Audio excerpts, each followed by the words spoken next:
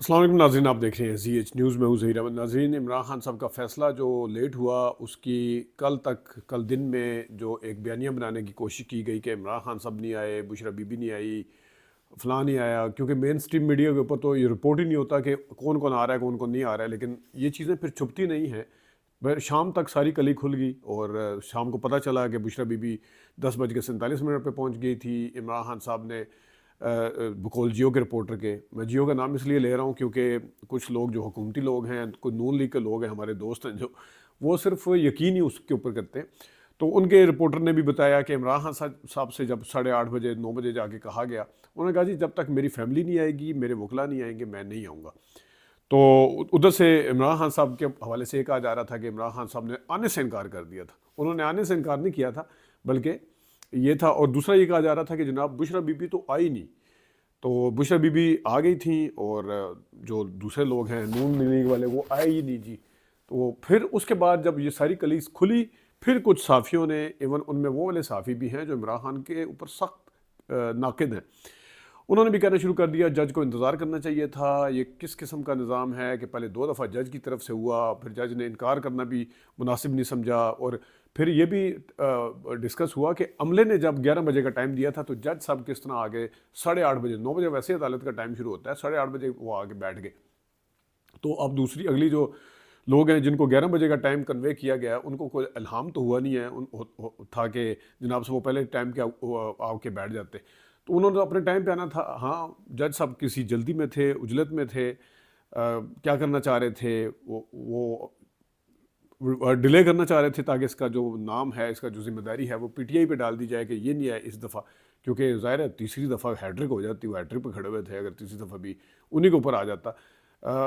ताख़ीर होने में तो हैट्रिक ज़रूर हुई है, लेकिन इस दफ़ा मलबा जो है वो जज साहब ने कोशिश किया कि दूसरे यानी कि पीटीआई के ऊपर डाला जाए, लेकिन उसमें उनकी कोशिश कामयाब नहीं हुई। जिस तरह मैंने बताया कि सारे जितने भी साफ़ी हैं उन्होंने सवाल ज़रूर उठाया कि वो 11 बजे क्यों नहीं आए थे, 8-9 बजे क्यों नहीं आए पीटीआई वाले, ये ज़रूर सवालात उठाए। लेकिन वो उन सवालात में जान नहीं थी। जान उसी सवाल में थी कि जज साहब को किसने कहा था जनाब आप 8:30-9 बजे आ जाए, जब अमले ने 11 बजे का टाइम दिया था।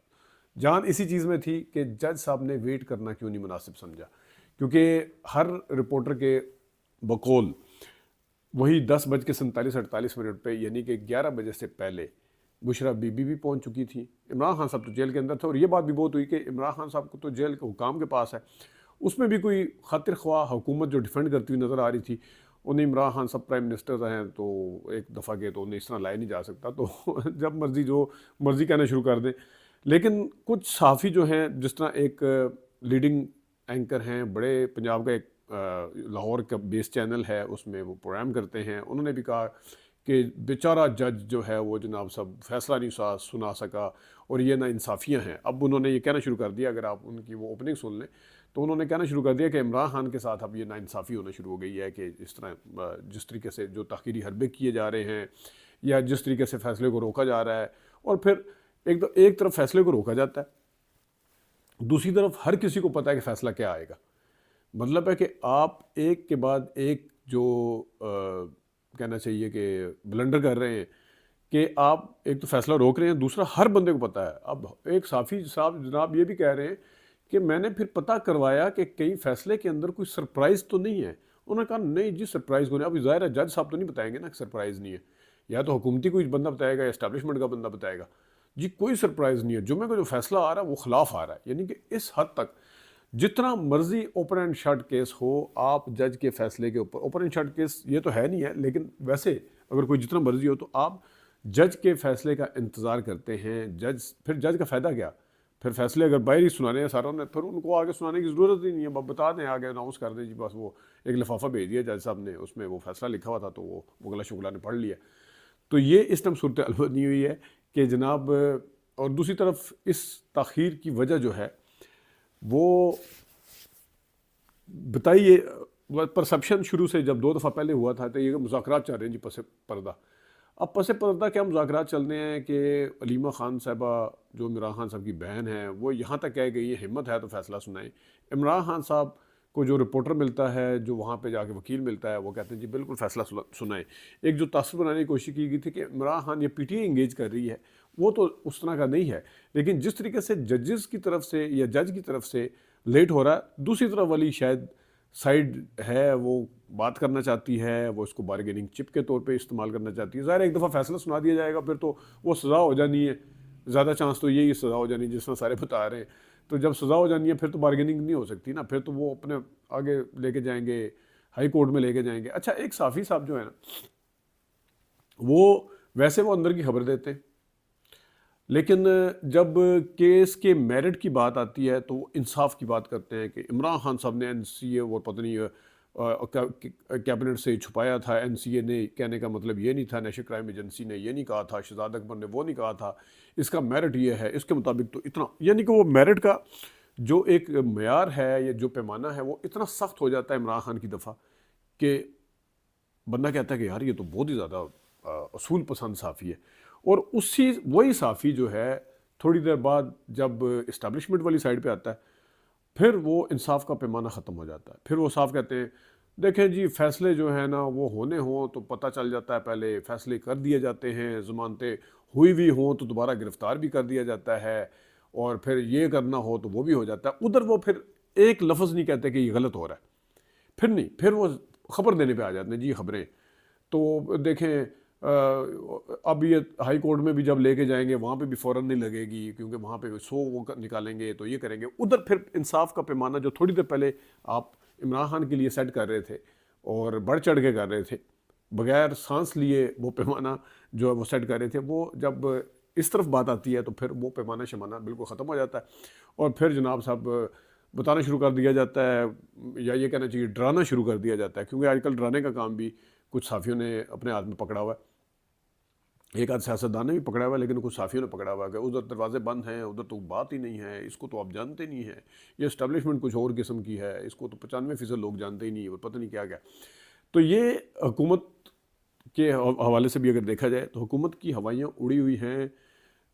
उन्हें अच्छे से पता है ख्वाजा आसिफ स्पाइलर का किरदार अदा कर रहे हैं, उन्हें फ़िक्र लगी हुई है कि कहीं ये मुज़ाकरात जो है वो कामयाब ना हो जाएं।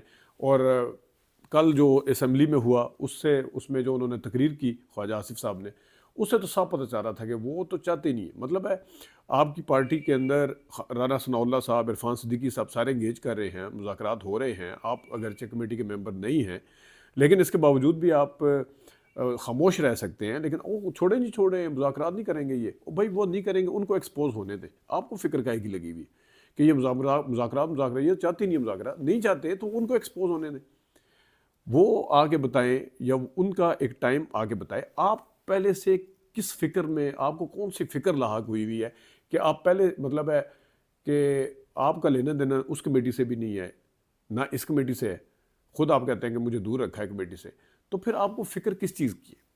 क्यों, कहाँ से बोल रहे हैं, किस लिए कह रहे हैं कि जनाब ये बंद करें और ये होना नहीं चाहिए बिल्कुल। और बाकी जो हुकूमती कुछ तलाल चौधरी और जो दूसरे तीसरे हैं उनको भी फ़िक्र खाई जा रही है।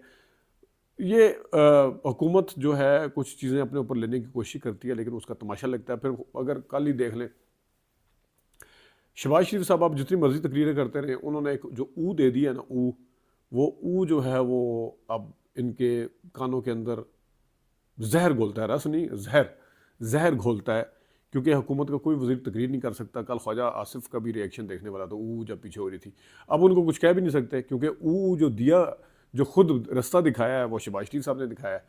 ये ऊ जो है, अब शहबाज शरीफ साहब शेर आधा घंटा की मेहनत करके कोई शेर याद करते हैं, कोई तकरीरें याद करते हैं, कोई मुख्तलिफ ज़बानें सारी वो अपना आजमाते हैं, एक ऊ जो है ना उनकी सारी चीज़ को स्पॉइल कर देता है। वो beggar, I am beggar can't be chooser, वो क्या था वो जो शहजाद इकबाल के प्रोग्राम में था, जो वही वाला हिसाब है यहाँ पे। ऊपर से वो ज़ुबानें जो सारी बोलने की कोशिश करते हैं, फिर आती एक नहीं है, शेर पूरा सुनाने की कोशिश करते हैं, हर दफ़ा कहते हैं अच्छा आगे क्या था, आगे क्या था।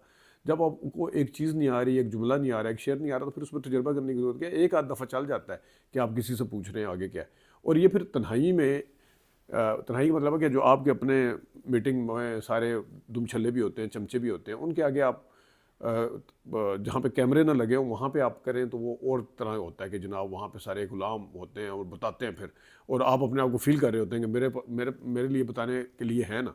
साफ़ियों से आप तकरीरें लिखवाते रहे हैं हमेशा, तो वहाँ पे आपको फील होता है कि बताने के लिए अब आप वज़ीर-ए-आज़म हैं, आपकी एक एक चीज़ नोट होती है, सोशल मीडिया एक्टिव है, सोशल मीडिया आपके पूरे ये जितने ड्रामे हैं उनको उलट के रख देता है, उसका तमाशा लगता है, उसका पूछें अपने वज़रा से किस तरीके से उनको डिफेंड करना पड़ रहा है, किस तरीके से अता तारड़ साहब को डिफेंड करना पड़ रहा है SU को। तो ये है कुछ चीज़ें जो आपसे डिस्कस करनी थी। अपना ख्याल रखिएगा, अभी तक के लिए इतनी इजाज़त दीजिए। अल्लाह हाफ़िज़।